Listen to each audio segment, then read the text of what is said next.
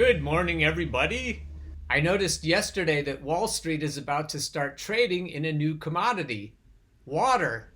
If the record heat and wildfires ravaging California weren't a clear enough sign that the climate is changing, then consider this. Wall Street is about to start trading futures contracts on the state's water supply. The contracts are the first of their kind in the US and are being created by CME Group Incorporated, the world's largest futures exchange. They are intended, CME says, to both allow California's big water consumers, like almond farms and municipalities, to hedge against surging prices and can act as a benchmark that signals how acute water scarcity is becoming in the state and more broadly across the globe. When I saw this, I thought, holy shit, water is being traded on the US stock exchange. It makes me wonder when they're going to start trading air on the stock exchange. If this isn't a wake-up call, I don't know what you need. As I pondered this wake-up call this morning, I was thinking, what should we be doing about this? I reasoned to myself that we need to come up with a collective solution that we all agree on, and then I pondered how difficult that would be with the lockdown we have on media. How are we supposed to have a reasonable discussion about what we're supposed to do when we can't even get good information? And then I began to think about our attitudes, our collective attitudes about things, and where do those attitudes come from? So then I thought about religion and media and schools and the education system in general, and I thought to myself, we're fucked. Because the few psychos who control all of these institutions aren't going to let go of their control. So there's just simply no way for us to have a reasonable conversation with everybody about what to do here. And not just with regard to the climate crisis, but with racial injustice and economic injustice and every other kind of injustice. So as I pondered further, I put fingers to keys and I came up with this article. Hot off the press. Religions, media, and schools are designed to propagandize and control the masses for the sake of society's owners. Is there a non-authoritarian solution? Under this video or under this podcast, I'm going to include a friend link to the story so you can read it without using any of your 3 free monthly articles on Medium. I probably need to give you fair warning. This article is pretty wild. What good is a revolution if the masses of people are not currently fit to function in a true democracy? If they are not fed a healthy diet of factual, unbiased information, how can they ever achieve this fitness? Human nature, being what it is, would necessitate, at least for a time, that the masses be de-propagandized into learning what they need to know to function in a non-exploitative society. They have been indoctrinated by society's owners to resist being unplugged from the status quo matrix, and the only antidote for this resistance would probably be to use some sort of counter-indoctrination, which is still indoctrination. Control of churches, schools, and media outlets would need to be wrested away from the current sociopathic rulers and given to benevolent teacher types. This educational mission would necessarily include the inculcation of values to go along with essential, unbiased information, and this is where all social experiments begin to go awry. This is where authoritarianism and exploitative agendas creep in. There is no way to break the vicious circle of humanity's not knowing enough to save itself without resorting to some form of authority. The reason that teachers, not students, craft curricula is because they supposedly know best what to include in those curricula. While enlightened teachers may find creative ways to include students in the process of deciding what needs to be learned, ultimately the control rests with the teachers. And that paradigm, because teachers are entrusted to know what's best, is not true democracy. Side note, I often wonder though why social conservatives trust church teachers but not school teachers, and why they trust any forms of corporate media at all. A curriculum for healing the world. That doesn't sound too ambitious, does it? The curriculum for world healing is not that difficult to arrive at. We all know that we need air, water, topsoil, and sustainable agricultural practices that produce nutritious food.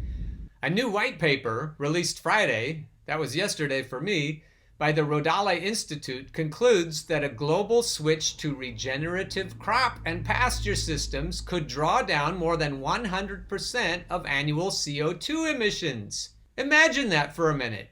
We could solve global warming simply by switching to regenerative crop and pasture systems. We could draw down more than 100% of annual CO2 emissions just doing that. And not only would we solve global warming, but we would solve the topsoil crisis. Some estimate that we only have about 60 more years of topsoil left. If we don't have topsoil or water, we're in a world of hurt. But the water crisis is exacerbated by the climate crisis. So this is a big fucking deal, people. But not only will most people not even hear this news, the current sociopathic rulers would never allow their government puppets to put it in place, even if all of the world's regular citizens were to demand it en masse.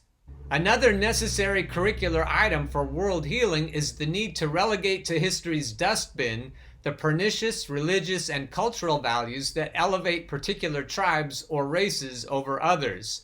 For example, if there is a god who still is attempting to lead a favored tribe or race to the fabled promised land at the expense of all other tribes or races, humanity needs to band together and tell that god to take a hike. Further, we need a system that will allow the individual freedoms that enable each of us to discover the societal niche or niches that we'd enjoy filling in a way that benefits us personally, while also contributing to the needs of the society as a whole. This is probably the most important curricular goal of all. There are people in the world today, think of them as teachers, who have plans and solutions for each of these areas. The only obstacle to these plans and solutions is the crop of current rulers whose rule would be threatened, because these plans and solutions would elevate humanity to the point where we no longer could be exploited by the few plutocratic sociopaths who want to dominate us. The real catch-22 is that the ruling sociopaths control the information flow because they own and control the aforementioned institutions. They control the schools and the churches and the media. Without the ability to unrig the information system, benevolent social architects, yes, we have those, have no reliable way to persuade the masses that better ways of governance exist. Without reliable and trusted information sources, the people within the current matrix will resist changes to the status quo, even if those changes would benefit them. This puts reformers in an impossible situation if they insist on non-authoritarian solutions. Currently, we are running out of water and topsoil. We are facing an existential climate crisis that could be solved if we all were given accurate information and an educational environment that would allow us together to come to sustainable conclusions. If some of us could go back in a time machine and thwart all breeding of future exploitative sociopaths, those who would eventually control all of our institutions and the flow of information, our social evolution would then come to an entirely different result. Our schools would be far different. Our media would be far different. Our religious and other community institutions would be far different. And if the people who went back in the time machine could pull this feat off, then they also could come back to the present moment and start democratic conversations that would then lead to further changes in laws, institutions, etc., to inoculate our current society against ever being taken over by future sociopaths.